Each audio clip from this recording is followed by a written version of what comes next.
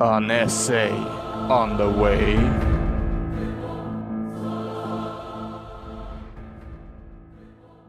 Welcome back to my channel. I'm the Amastorian, and this time I'm back with another essay for the history course I'm doing. And this is an exercise in explanations, perspective and connections. Now in this essay exercise we have been given 3 specific sources to dissect, and I'll give you a quick rundown of what those sources are first, so you will have some understanding of what this is about.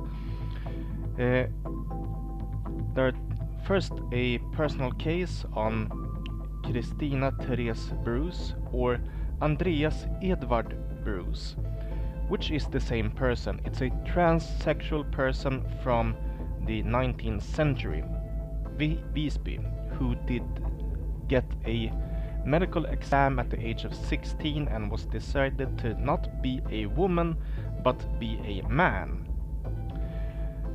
Another case is that we are examining is Maria Johansdotter, or Magnus Johansson, which is also a transsexual person but was convicted for this as a crime and sentenced to prison for it. The third case is Allmänna barnhuset, or the communal orphanage. It was a orphanage instated 1633, and it's still in use today. And some of that history and why the kids was left in this orphanage. So you have some idea what this is. I'm gonna post the questions asked about these sources in each chapter of this essay. Okay, so let's get to it. We've been given 3 sources to check out, and one of them is an article on a so-called transsexual person from the 18th century by the name Kristina Therese Bruce, or Andreas Edvard Bruce, a person that on birth was considered to be a girl but later was revised as after a medical exam by the age of 16. And the case of Maria Johansdotter, who claims to be a man by wearing a man's clothes and changing her name to Magnus Johansson. Both of these must be seen as not only actors but main actors in their own lives. Other actors could have been the doctor Andreas Johan Hagströmer, professor in both anatomy and surgery, who did the exam on Kristina Therese Bruce, which made her sex change possible. It's very hard to know the motivation behind Hagströmer's exam and saying that she was a man, since we cannot know exactly what took place. But could he have lied and Bruce actually was a woman without any genital defects? The fact that Bruce later in life became pregnant and gave birth to a daughter suggested. Just as well that Bruce did not want to be seen without a shirt on. Did she have breasts? And it was rumored that he urinated through a funnel. Why? At this time there was no medicines to help with pregnancies, and one such condition that might influence if Bruce influenced this is if Bruce had DSD, development of sex disorder. It's a group of diseases of several states that theoretically can make a doctor and this time mistake a woman for a man, which Bruce actually must have been, since he actually gave birth to a daughter. But several of these states can give hormonal imbalances, which makes pregnancies impossible. So what happened? We don't know.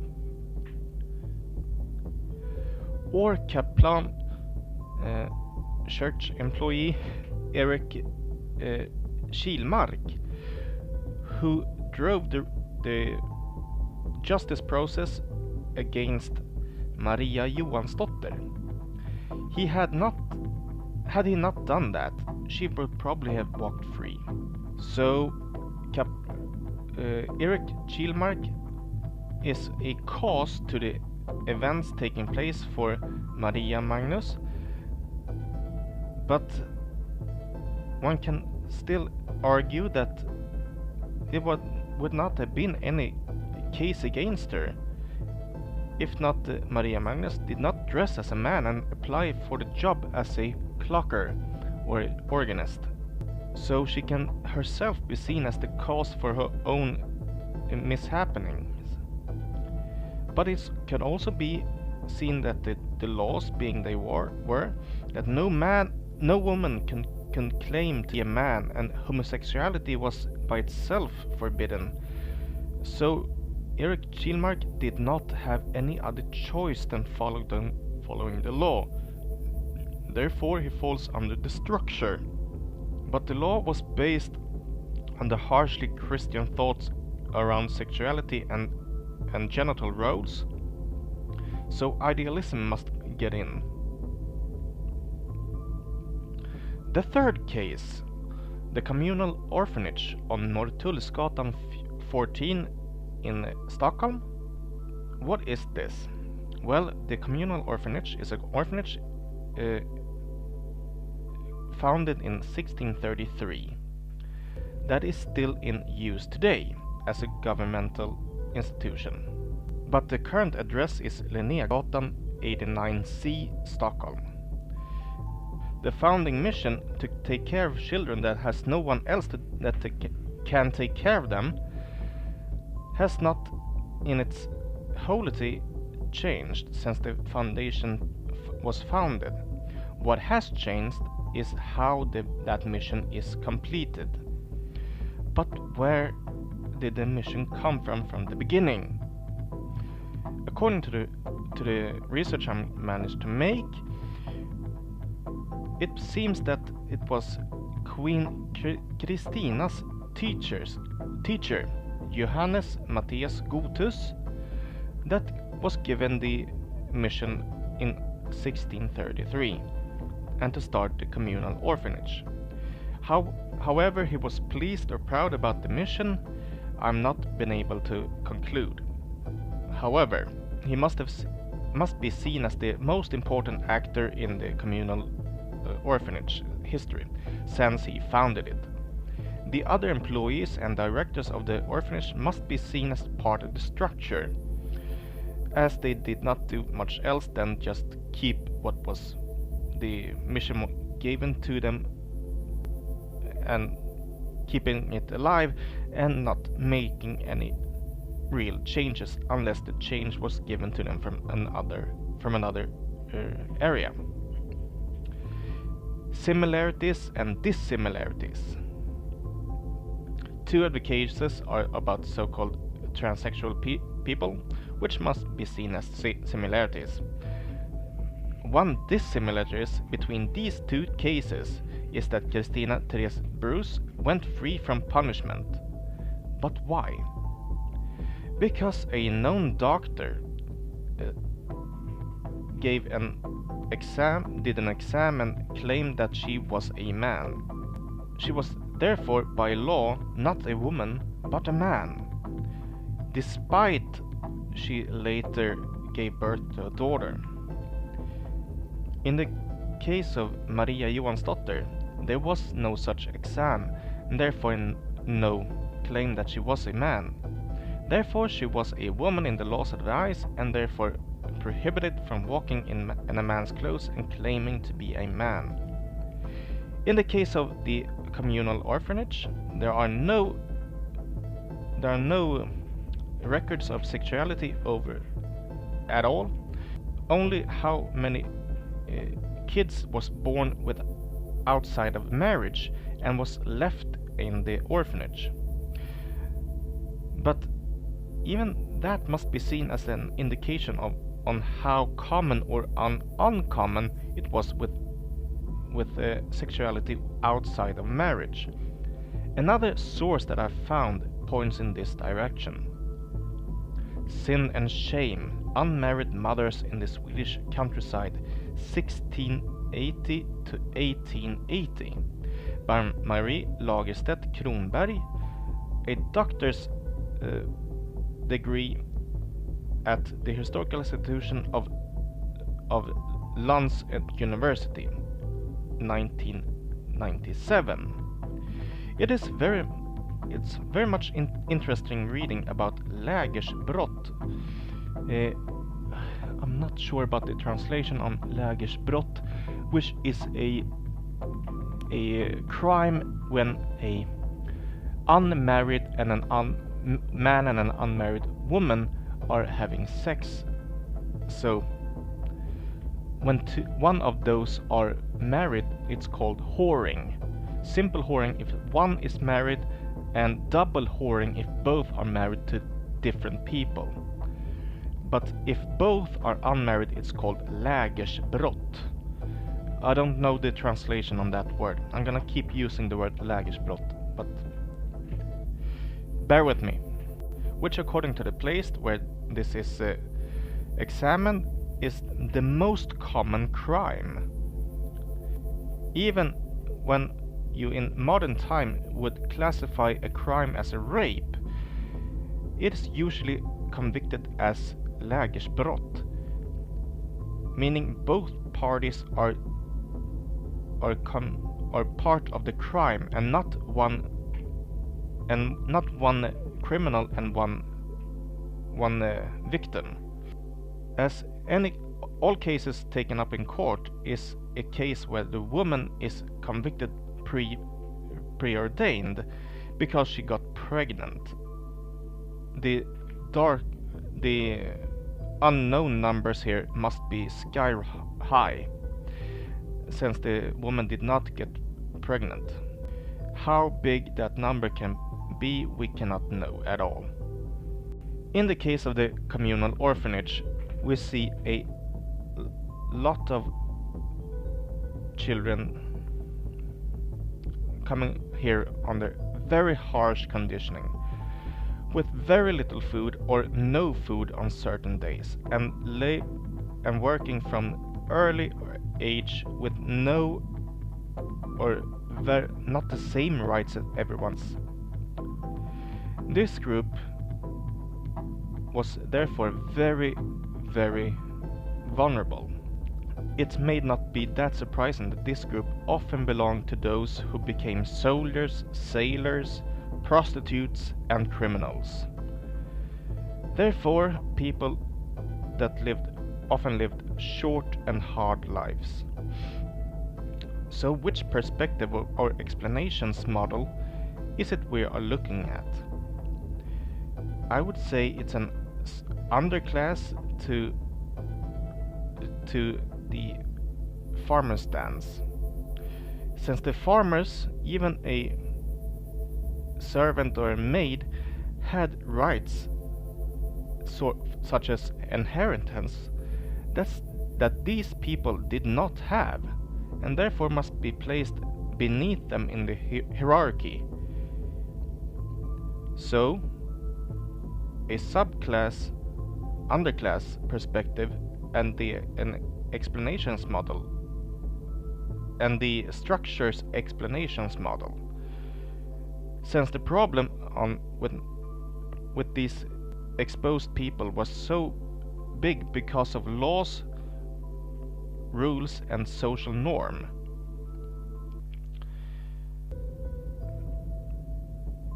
That was at this time. Had there not been such a shame for women to have a child outside of marriage, they would probably not have left them at the orphanage in such high rate. If they had had some help keeping and raising their children instead, they would also have not given them away in the same rate. But they did, often because society looked like the way it did. But to claim that this is a pure women's problem is also faulty, since even if they was given the lion's share of the burden carry. Even when a case of lägesbrott was discovered, meaning unmarried sex, the woman was usually pregnant.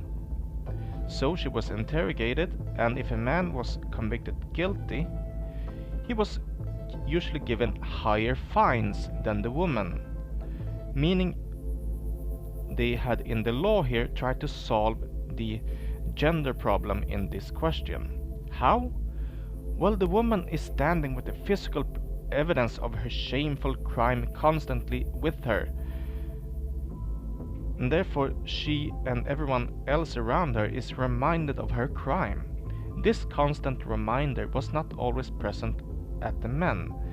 Therefore he was given a higher fine and had to pay child support to the woman and the child.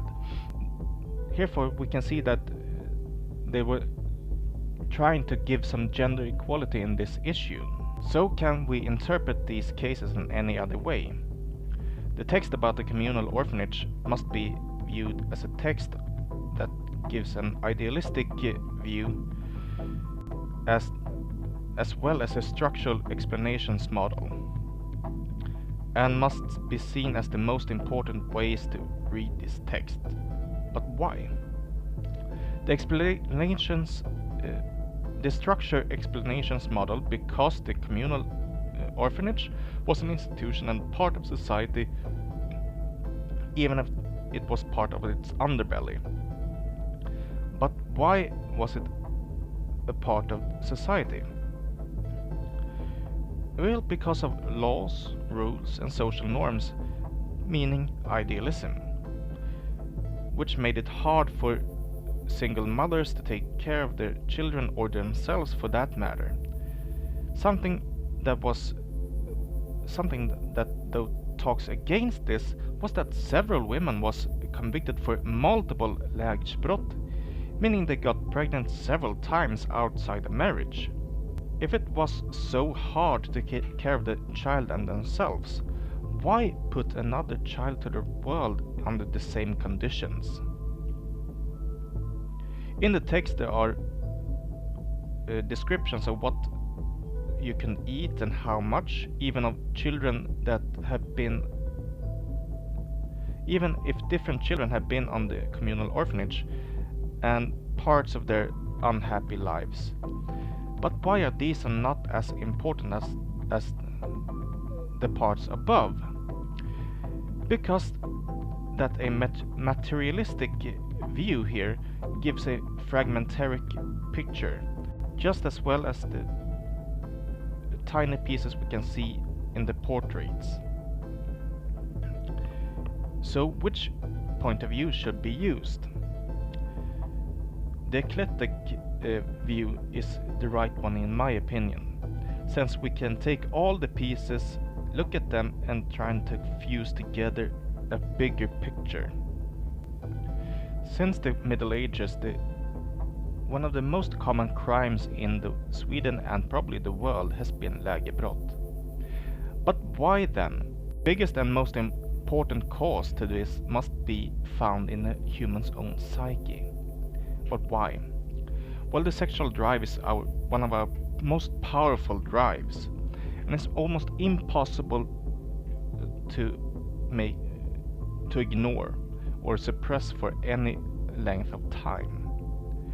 The church tried this for a long time to underpress and to suppress and subdue people's sexuality as something dirty, foul and shameful. But something is very odd here. That is very odd here is that in the first book of Moses, God says in the creation, go out and multiply. And large part of the Song of Solomon is of clearly sexual nature, meaning that the church holy book is glorifying sex, and still it's supposed to be shameful in their eyes. So what is the truth?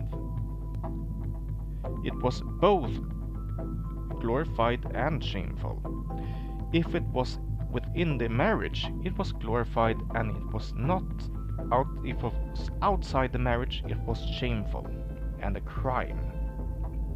It was not until the birth control pill was invented that sex outside of marriage was more accepted. But why? Probably because of the ideology that the child should have a mother and a father, and there also was a sliver of the church doctrines that was still in active use up to this point.